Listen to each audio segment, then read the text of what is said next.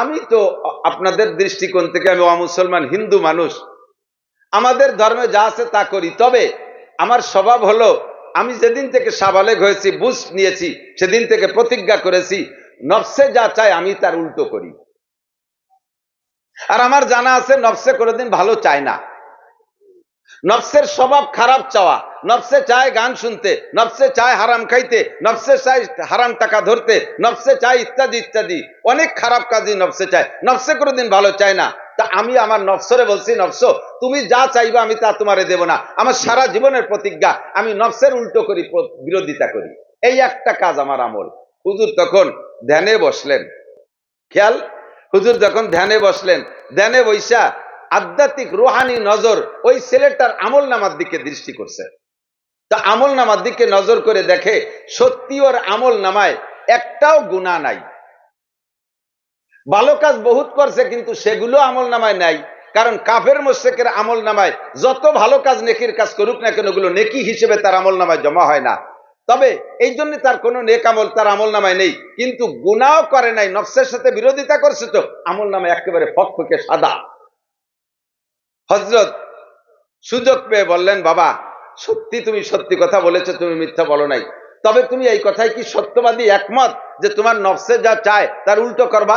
বলে, জি হুজুর, আমার মরণকাল পর্যন্ত প্রতিজ্ঞা, আমার নফসে যেটা চায় তার উল্টো করব, নফসে যেটা না চায় সেইটা করব, আর যেটা চায় তার উল্টো করব।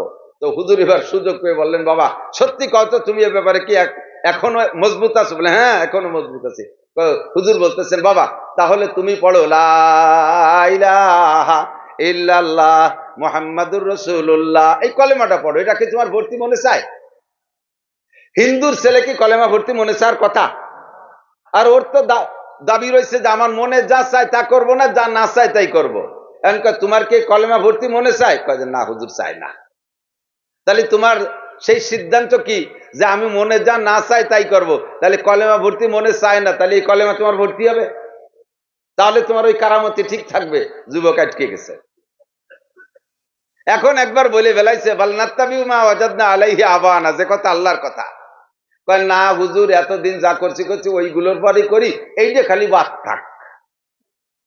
হুজুর বললেন, বাবা তুমি যদি এই কথাই একমত হও সত্যবাদী, তোমার এই কারামতি আরো মজবুত হবে, এটা আরো ভালো হবে। তুমি যদি তোমার এই কথার পর ঠিক থাকো, মনে যা না চাই তাই করো, আর যেটা চাই সেটা করো না, তাহলে কলেমা পড়তে মনে চাচ্ছে না, পড়ে ফেলো। যুবক মজবুত ভাবে ধরা পড়ে গেছে, সাথে সাথে হুজুরের সাথে পড়ে ফেলাইছে লা ইলাহা ইল্লাল্লাহ মুহাম্মাদুর রাসূলুল্লাহ, কলেমা পড়ে ইসলাম গ্রহণ করেছে। পরবর্তীতে ওই যুবকরে হুজুরের প্রধান খলিফা নিযুক্ত করা হয়েছে। বলতে যে একটু গল্প এসে গেল, বললাম আল্লাহু আকবার মনের সিদ্ধান্ত থাকতে হবে, ওয়াজ শোনার শেষ পর্যন্ত নিয়ত থাকতে হবে। আমাকে যদি কোরআন হাদিস থেকে, কোরআন হাদিসের দ্বারা সত্য কথা যদি বুঝাইয়া দেয়া হয়, হক আর বাতিল যদি চিনাই দেয়া হয়, আমি বাতিলকে ছেড়ে দেব, হকটাকে ধরার জন্য প্রস্তুত থাকব। কথা বলেন ঠিক কি ঠিক না? আল্লাহ পাক কোরআনে কারীম আমাদের জন্য হেদায়েতের জন্য, রাহবারি করার জন্য নাজিল করেছেন। একটি আয়াতের উপর কি আপনার সন্দেহ আছে? কথা কন না কেন? পূর্ণ কোরআনের পর সন্দেহ? 30 পারার কোন পারার পর সন্দেহ? 114 সূরার কোন সূরার পর সন্দেহ আছে? 6666 আয়াতের একটা আয়াতকে যদি আপনি অস্বীকার করেন, বিশ্বনবী বলেন মা আমানা বিল কুরআনে মান ইস্তাহাল্লা মাহারিমাহু, কোরআনের একটা হারামকে যদি কেউ হালাল মনে করে, কোরআনের ভিতরে ধরে নেন 1 লক্ষ হালালের কথা আসছে, 99,999টা হালালকে আপনি বিশ্বাস করেন এবং হালাল বলে অর্জন করেন, একটা হালালকে আপনি মানতে পারেন না, অস্বীকার করেন, একটা হালালকে মাত্র আপনি অস্বীকার করেন। পক্ষান্তরে ধরে নেন কোরআনে 1 লক্ষ হারামের আলোচনা আছে, তার ভিতরে 99,999টা হারামকে হারাম বলে বিশ্বাস করে আপনি পরিহার করেন, বর্জন করে চলেন। একটা হারামকে মাত্র আপনি অস্বীকার করেন, একটা হারাম আপনি মানতে রাজি না, না এটা হারাম হইতে পারে না, এইটা আমার বিবেকে ধরে না, এটা আমার মাথায় ধরে না, এই বলে ওই হারামটাকে আপনি যদি ছাড়তে রাজি না থাকেন, আর আল্লাহর নিষেধ বলে আপনি মানতে রাজি না থাকেন, মাত্র একটা হারামের কারণে নবী পাক বলেন মা আমানা বিল কোরআন, এই লোকটা গোটা কোরআনকে অস্বীকার করেছে, ওই লোকটা কোরআন মানে না। আর যেই লোকটা কোরআন মানে না, কোরআনের সারা গামাইনে একটা আয়াতকে না মানলে, ওই লোকটা পাক্কা কাফের। আছে ওরা চেষ্টা করতেছে, ওরাও খেয়াল করতেছে। ওকে মাইকে এ জায়গা সার্ভিস ভালো না দিলে আপনারা কেউ নেবেন না, এ চিনতে তাকে আছে। সিজন তো সামনে ধরা রয়েছে, আপনাকে চাইতে ওদের টেনশন বেশি। তো বেলুনের সম্পূর্ণ হাওয়া ধরে রাখতে পুরো বডি ভালো থাকতে হবে না, ঠিক না? এখন পুরো বডি ভালো আছে বিধায় বেলুনটা পুরো ফুলনও ঠিক আছে। এবার বেলুনের কোনায় যদি ছোট্ট করে একটু ফুটো হইরে দেন, একটু সুর মাথায় দিয়ে ছিদ্র করে দিয়েছেন, সুর মাথায় দিয়ে ছিদ্র করে দিলে যতটুক ছিদ্র হয়েছে বেলুনের থেকে মাত্র অতটুক হাওয়া বেরোয় যাবে না, বাকি হাওয়া তো থাকবে, সব বেরোবে। সারাগা তো ভালো আছে, সারাগা ভালো আছে, তাই সারাগা ভালো আছে, সারাগার হাওয়া থাকবে, যেটুক ফুটো হয়েছে ওইটুক হাওয়া বেরোবে।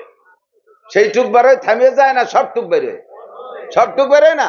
30 পারা কোরআন শরীফ দিয়ে আপনার ইমান ইসলামের ব্লাডার সুন্দর রাখছেন, একটা জায়গা মারিয়ে দিয়েছেন, একটা হারাম রে মানেন নাই, ওই জায়গা ফুটো হয়ে গেছে, একটা হালাল রে মানেন নাই, ওই জায়গাটা খুসা খাইছে, হুস করে সব বাতাস ওই জায়গা দিয়ে বেরোয় চলে যাবে। লাস্টে বেলুনের হাওয়া যেমন থাকবে না, ওইরকম আপনার ইমানের হাওয়াও থাকবে না। এজন্য বলে মা আমানা বিল কোরআনে মান ইস্তাহাল্লা মাহারিমাহু, যে ব্যক্তি কোরআনের একটা হারামকে হালাল মনে করে, একটা হালালকে হারাম মনে করে। আবার খেয়াল, যে ব্যক্তি কোরআনের একটা হারামকে হালাল মনে করে, একটা হালালকে হারাম মনে করে, ওই লোকটা যেন গোটা কোরআনকে অস্বীকার করলো। আর কোরআনকে অস্বীকার করলে লোকটা মোমেন না কাফের। যেমন উদাহরণস্বরূপ ছোট্ট করে একটু বলে যাই, একটু করে বলে যাই, খেয়াল করেন।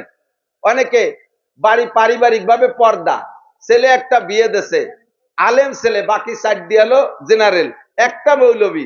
এখন জেনারেল গুলোর বউ তো ওপেলে খোলামেলা ঘোরাফেরা করে, গায়ে মাথায় কাপড় নাই, এভাবে সব জায়গায় ঘোরাফেরা করে। কিন্তু মৌলবীটার বউ তো আর ওভাবে পারে না। মৌলবীটার বউ এসে বাড়ি পর্দা করতেছে, মৌলবীটার ছোট আর একটা আছে, সেটাও শিয়ানা, কলেজে পড়ে। এখন সে আইসা উকি ঝুঁকি মারতেছে একটু ভাবিরে দেখবে। অন্য ভাবিকের সাথে কত একসাথে দুধ ভাত খাইছে, অন্য ভাবিকের সাথে একসাথে গলায় হাত দিয়ে ঘুরে বেড়াইছে, এ ভাবির সাথে সেই চান্স পাচ্ছে না, মনটা ওর খুব খারাপ। যাইয়া বাপের কাছে কইছে, আব্বা এই সাইজে ভাবির একটু দেখতে দিল না, আমার তো ভাবি বড়, সাইজে ভাবির একটু দেখতে দিল না। বাপে এবার হুজুর রে কয়, আরে ভাবিরে দেখা দেখি এটা তো আগের থেকে চলে আসতেছে, তুই এত কড়াকড়ি বাড়ির মধ্যে ওরিস কেন? ছেলে কয়, আব্বা এটা হারাম। ছেলে কয়, আব্বা এটা হারাম না জায়েজ। বাপে কি কয়, সবটা মাইনি পারা যায় নাকি? এই কথা বলার সাথে সাথে বাপে কোরআনের ওই পর্দার আয়াতটাকে অস্বীকার করে ফেলাইছে। পর্দার আয়াতকে অস্বীকার করার সাথে সাথে তবলিগি যাও, চরমুনায় যাও, 5 বার উমরা করো, 10 বার হজ করো, হাজার হাজার লাখ লাখ কোটি কোটি টাকা মাদ্রাসা মসজিদে দান করছো, তাহাজ্জুদ পড়ো, ইশরাক পড়ো, আবিন করো, পড়ো, জিকির করো, ফিকির করো, সব তোমার ওই ফুটো দিয়ে বার হয়ে চলে গেছে। তুমি এখন শূন্য, তুমি এখন বেঈমান কাফের। ছেলেতে দাড়ি রাখছে, একগাল সুন্নতি দাড়ি, আব্বাই ছেলের ধিক্কার দেয়, বাপের বয়স 60, এখনো দাড়ি রাখে না, উনি খোকা। 25 বছরের ছেলে দাড়ি রাখছে, আব্বাই ছেলের কয়, তোর কি দাড়ি রাখার বয়স হয়েছে? এরকম ক আব্বা আছে না নাই? কতক্ষণ আছে না নাই? বাপে কোকার না কোক, মাতে কয়, তোর বাপ আজ সাবালে গেল না, তুই বুড়ো হয়ে গেলি কে? ছেলেতে দাড়ি রাখছে বিদায় বুড়ো হয়ে গেছে, এই কথা বলি আল্লাহর কুদরতের পর অভিযোগ করে যে ওর এখনো দাড়ি রাখার বয়স হয় নেই, তাই আল্লাহ ভুলিয়ে দাড়ি দিয়ে ফেলাইছে। এই না হবে প্রমাণ? তর্জমা কি দাঁড়ায়? তোর এখন কি দাড়ি রাখার বয়স হয়েছে? তাহলে দাড়ি রাখার বয়স হই নেই, তা আল্লাহ না জেনে শুনে দাড়ি দিয়ে ফেলাইছে। এই কথা বললে ইমান নষ্ট হয়ে যায়। আপনার অন্য অন্য সব দিক ঠিক আছে, একটা জায়গা ফুটো করে দিয়েছেন, ইমানের হাওয়া ওখান থেকে বেরোয় যায়। এই জন্য আমি 30 পারা কোরআনও মানতে প্রস্তুত। আমি আমল করতে পারি না পারি, কমপক্ষে বিরোধিতা করব না। কথা বলেন ঠিক কি ঠিক না? আমল করতে পারি না পারি, কমপক্ষে বিরোধিতা করব না, আর আমল করার নিয়তেই কথা শুনবো। আল্লাহ আমল করার তৌফিক দান করেন, বলেন আমিন। কোরআনে কারীম আল্লাহ পাক রব্বুল আলামিন এভাবে সুন্দর করে সাজাইছে, বহু জায়গায় একটা আয়াতের তফসির আর একটা আয়াত। গোটা মানব জাতির সূচনা হয়েছে হযরত আদম আলাইহিস সালাম থেকে। এই বডি মানুষ, এই যে বডিতে আমরা আছি, এই বডি শুরু হয়েছে কাকে দিয়ে বলেন তো? সর্বপ্রথম মানুষের নাম কি একটু বলেন না, কে? নাকি বান্দর? ডারউইনের আব্বার নাম বান্দর, বিজ্ঞানী ডারউইনের বাপের নাম কি? বান্দর। আর আমাকে আব্বার নাম আদম আলাইহিস সালাম। আল্লাহ পাক রব্বুল আলামিন আদম আলাইহিস সালাতু ওয়াস সালামকে সর্বপ্রথম বানাইছেন। আদম আলাইহিস সালামের আব্বার নাম যদি কেউ কইতে পারে, আমার সারা জীবনের ইনকাম তারে দিয়ে দেব। আদম আলাইহিসসালামের আব্বার নাম জানা আছে? হাওয়া আলাইহিসসালামের মার নাম জানেন? ওই দুজনের আব্বা মা আছে। একজনকে আল্লাহ নিজ হাতে বানাইছে, আর একজনকে তার ভিতরে থেকে বের করে আল্লাহ তাআলা বানাইছে। আল্লাহ পাক বলেন, ইয়া আইয়ুহান নাসু তাকু রাব্বাকুম, কোরআন শরীফের আয়াত, হে জগতের মানুষ ভয় করো তোমার রবকে। ইয়া আইয়ুহান নাস, এ জায়গায় ইয়া আইয়ুহাল্লাযিনা আমানু বলেন নাই, মক্কিয়াত, মক্কায় নাজিল হয়েছে আয়াতটি। আল্লাহ পাক বলেন, হে জগতের মানুষ, হে হিন্দু বৌদ্ধ খ্রিস্টান মুসলমান মুসলমান, হাস্তিক নাস্তিক মুরতাদ বেঈমান যারাই আছো, লক্ষ্য করো, ইয়া আইয়ুহান নাস ইত্তাকু রাব্বাকুম, হে জগতের মানুষ ভয় করো তোমার রবকে। আল্লাযী খলাকাকুম মিন নাফসিন ওয়াহিদা, যে আল্লাহ গোটা দুনিয়ার সমস্ত মানুষকে একটা মানুষ থেকে বানাইছে। কয়টা মানুষ? একটা মানুষ থেকে বানাইছে। যেই মানুষটাকে আল্লাহ পাক নিজ হাতে বানাইছে, এই একটা মানুষকে বানায় জান্নাতের মধ্যে রেখে দিয়েছেন। আদম আলাইহিস সালাম জান্নাতের ভিতরে কিছুক্ষণ একা একা, জান্নাতের মধ্যে আর কোনো মানুষ নাই। ফেরেশতারাও ফেরেশতার, তারা তাদের স্বভাব নিয়ে ঘোরে। মানবিক চাহিদা, মানবিক স্বভাবের কোনো ব্যক্তি ওর মধ্যে নাই। একা একা ভালো লাগে না। জোহরের পরে টাইম মতো জোহর অনুমান, দুপুরের পরে আদম আলাইহিস সালাম জান্নাতের মধ্যে খানা খাইয়া একটু ঘুম গেছে। মনের অবস্থা ভালো না, একা একা ভালো লাগে না। কুদরতে কালা, কুদরত রব্বুল আলামিনের কুদরত এইটা টের পাইয়া, এমনি তো তার শেষ নিয়ম তো আগে থেকে আছে, তার ইচ্ছা তো আগে থেকে রয়েছে। আদমের কখন খারাপ লাগে, কি জন্য খারাপ লাগে বুঝা, ঘুমের মধ্যে আদম আলাইহিস সালাম বাম পাজরের একটা বেঁকা হাড় নিয়া, বাম পাজরে এই যে বুকের মধ্যে এনে হাড় আছে না, রিক্সা ছটার মতো বেহা বেহা হাড় সবাই আছে না, রিক্সা ছটার মতো, এরই একখান বেঁকা হাড় বাম পাশের থেকে নিয়া হাওয়া আলাইহিস সালামকে আল্লাহ বানাইছে। আরে ভাই, হাড় তো সুজা সুজা আরো কত জায়গা আছে, ওই যে একটা নীলি নীতি পারতেন। আল্লাহ বাম পাশে থেকে এখন বেঁকা হাড় নেছে, আদ্যে গুনিয়ে দেখেন এই পাশে এই পাশে এখন কম আছে। আমার মতো শূন্য যারা তাকে তাতে বাঁচবে না, মোটারা নাগল পাবেন না। বাম পাশে হাড় এখন কম আছে। এই বাম পাশের হাড্ডি দিয়া হাওয়া আলাইহিস সালামকে বানাইয়া জান্নাতের মধ্যে বসায় রাখছে। আদম আলাইহিস সালাম আসরের আগে ঘুম থেকে উঠছে, ঘুমের থেকে উঠে দেখে বিশ্ব সুন্দরী হাওয়া আলাইহিস সালামের মতো রূপসী জগতে কোনো মানুষ আসে নাই, নারীদের মধ্যে আর কেউ আসবেও না। কথা বলুন ঠিক কি ঠিক না? সমস্ত জান্নাতি নারীরা জান্নাতে যখন যাবেন হযরত হাওয়া আলাইহিস সালামের মতো রূপসী হয়ে যাবেন। আর পুরুষরা সাইজে হবে আদম আলাইহিস সালামের মতো ৬০ হাত লম্বা, আর চেহারা হবে ইউসুফ আলাইহিস সালামের মতো। কন্যা সুবহানাল্লাহ।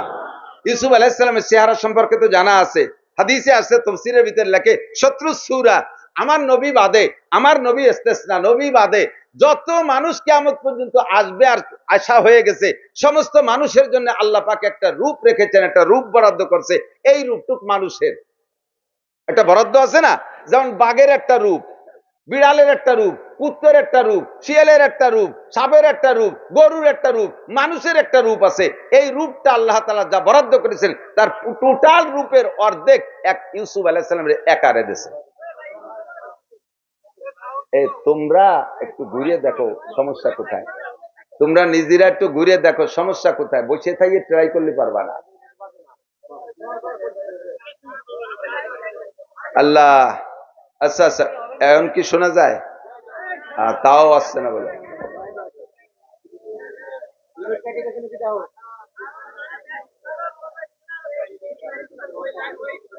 আল্লাহ, এই গল্প না করে নিজে একটু ওঠো, কোন জায়গা ট্রাভেল নিজে আওয়াজটা শুনলে বুঝবা। আল্লাহ, শোনা যায়? আচ্ছা ঠিক আছে, শোনো। তো ইউসুফ আলাইহিস সালামকে আল্লাহ তাআলা গোটা মানব জাতির রূপের অর্ধেক একারে দিয়েছে। আমার যুবকরা, দলাকালা যারাই আছেন, জান্নাতে যখন যাবেন সকলের বডি হবে ৬০ হাত, আর চেহারা হবে ইউসুফ আলাইহিস সালামের মতো। সুবহানাল্লাহ। আর সমস্ত নারীদের রূপ হবে হাওয়া আলাইহিস সালামের মতো। রূপসী মহিলাটাকে আল্লাহ বসায় রাখছেন। ঘুমের থেকে উঠে আদম আলাইহিস সালাম দেখে পাশে একজন মহিলা, আউলাকের তাকাইয়া আল্লাহ তো আকর্ষণ তৈরি করে দিয়েছে। নারী আর পুরুষের ভিতরে আকর্ষণ সৃষ্টিকর্তা কে? এই রূপসী মহিলাকে দেখা কুদরতি সিস্টেমে তার আকর্ষণে হাওয়া আলাইহিস সালামের হাত ধরার বা শরীরে হাত দেওয়ার একটা ইচ্ছা তৈরি হয়ে গেছে। সাথে সাথে আল্লাহ পাক নিষেধ করছেন, জিবরিলকে পাঠাইছে যে বলো তারা এত তাড়াতাড়ি গায়ে হাত দেওয়া যাবে না, এখানে কিছু ঝামেলা আছে, ওইটুক মিটেই নাও। ঝামেলা কি? এইটা হবে তোমার স্ত্রী। স্বামী স্ত্রী সম্পর্ক তৈরি করতে হবে, বিবাহ বন্ধনে বন্দী হতে হবে। আর এই জায়গায় একটু বিবাহ বন্ধনের সাথে কিছু দেনমোহর আছে, তুমি স্ত্রীকে ব্যবহার করবা, তার একটা পাওনা তোমার কাছে আছে, এই পাওনা পরিশোধ করতে হবে। তো জিবরিল যে পরামর্শ দিলে, বলে পাওনা কি?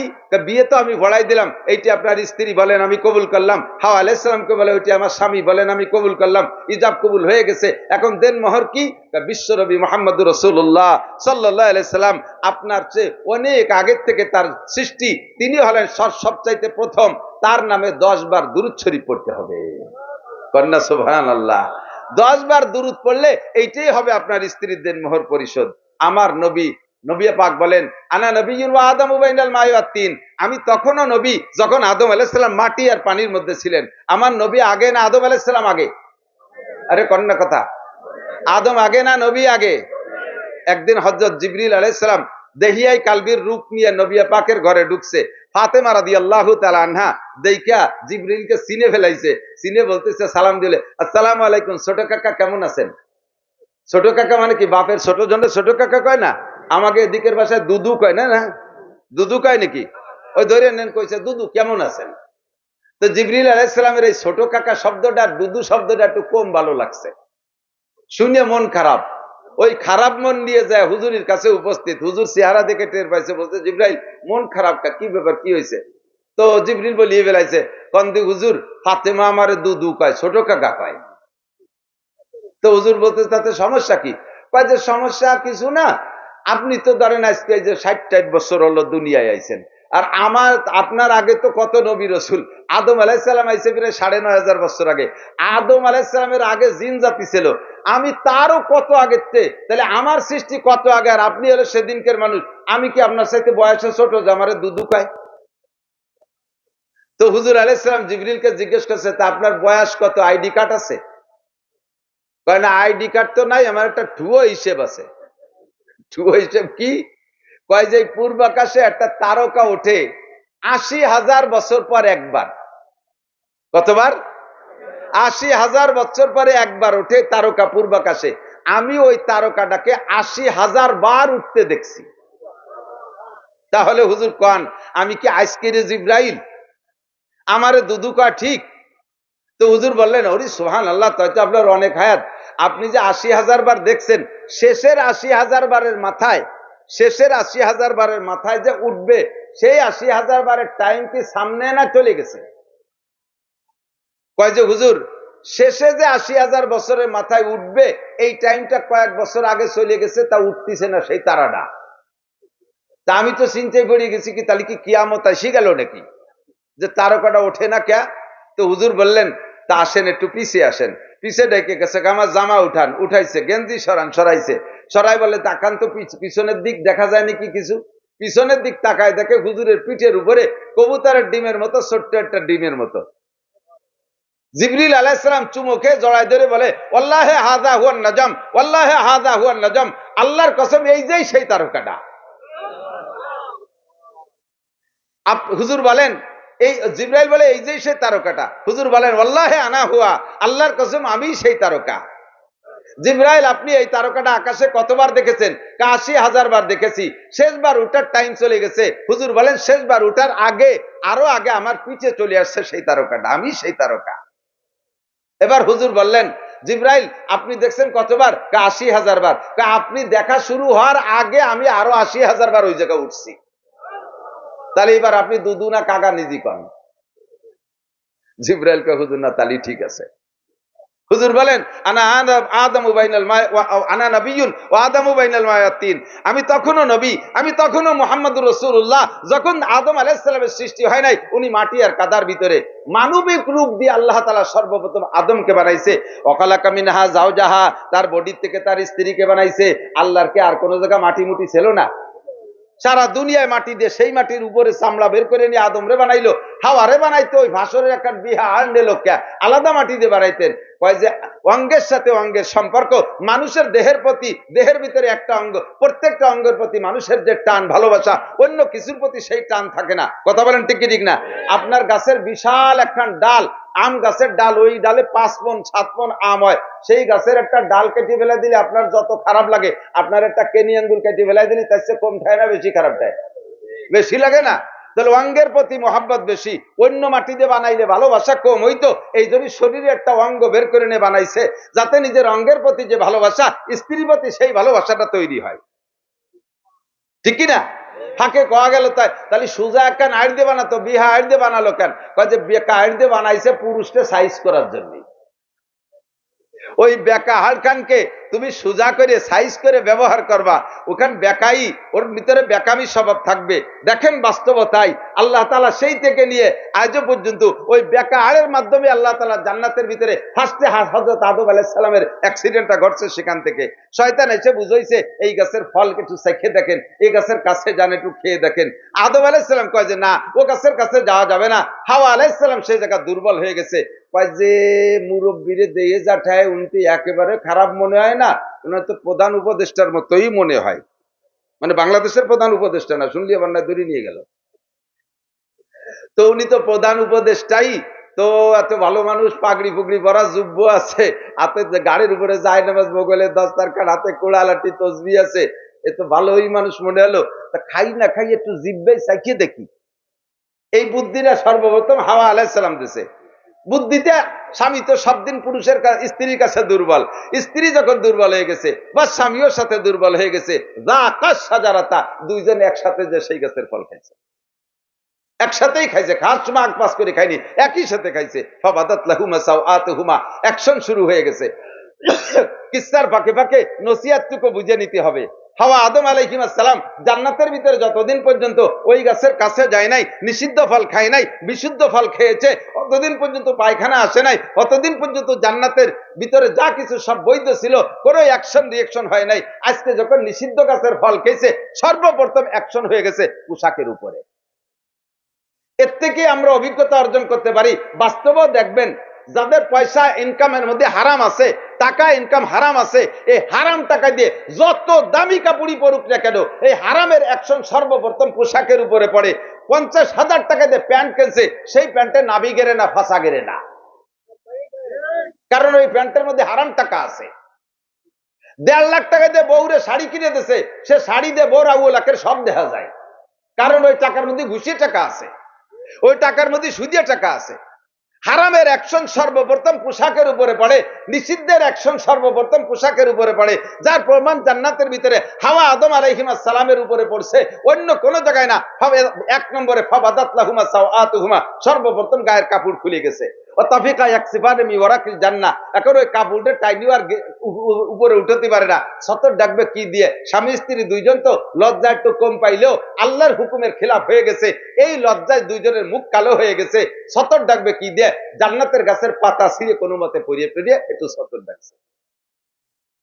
এরপরে আল্লাহ পাক বলেন ওয়াবাত্তা মিনহুমা রিজালান কাসীরান ওয়া নিসাআ, এরপরে ওই দুইজনের থেকে আমি লক্ষ লক্ষ কোটি কোটি অসংখ্য মানুষকে সৃষ্টি করেছি এবং সৃষ্টি করব।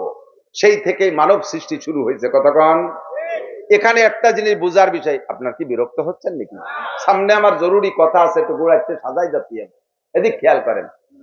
এখানে একটা বুঝার বিষয় আছে। বুঝার বিষয় কি? একটা হলো আল্লাহর কুদরত, একটু বলেন আল্লাহর কুদরত মানে ক্ষমতা, আল্লাহর ক্ষমতা। আর একটা হলো আল্লাহর নিজাম, তার মানে সিস্টেম, শৃঙ্খলা।